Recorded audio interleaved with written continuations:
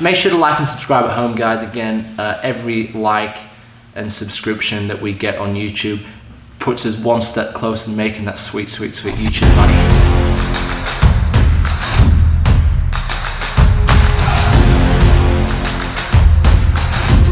Thank you. All right, so what we're gonna do now is just gonna look at some of these base positions and how to maintain them to start. So Jono's gonna be on his back, first up.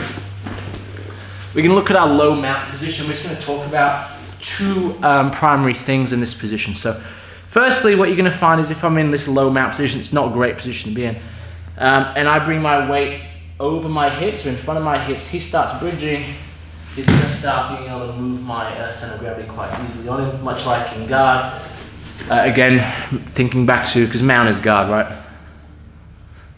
Yeah. Thinking about to guard, when I'm trying to get this break and maintain posture, the position of my shoulders in relation to the position of my hips will determine the effectiveness of my partner interacting with me when he starts trying to bump or move my weight.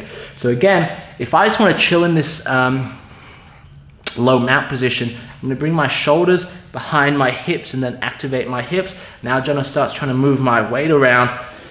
Yeah, he can bridge all he wants. It becomes really hard to move me.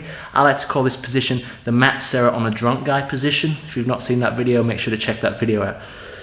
Secondly, from this position, you'll notice my feet are tucked under his hips and are pinching his hips. So again, Jono starts trying to bridge me. That actually attaches me to Jono's body. Again, keep in mind in this low mount position, I'm not actually interacting with his frames effectively at all. Sure, I'm controlling his wrists, but I'm not actually getting under or developing my position at this stage. We're just trying to maintain this position. Lastly, I want to sort of point out the impact that having your toes alive or toes dead has in the position. So if you notice that my toes are alive and my shoulders are sitting behind my hips. I'm now going to go toes alive rather, so the toes dead. What happens to my hips and shoulders?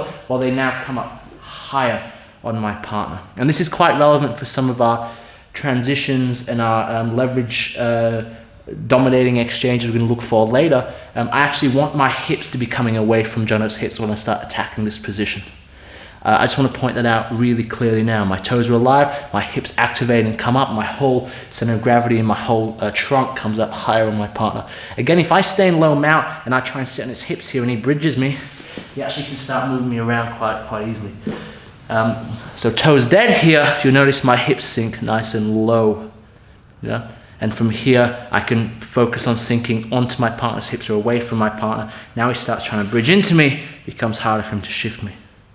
So that's something, sort of three key points to point out in this low mount position. Again, it goes without saying, if my feet are pinched, then my knees are also pinched too.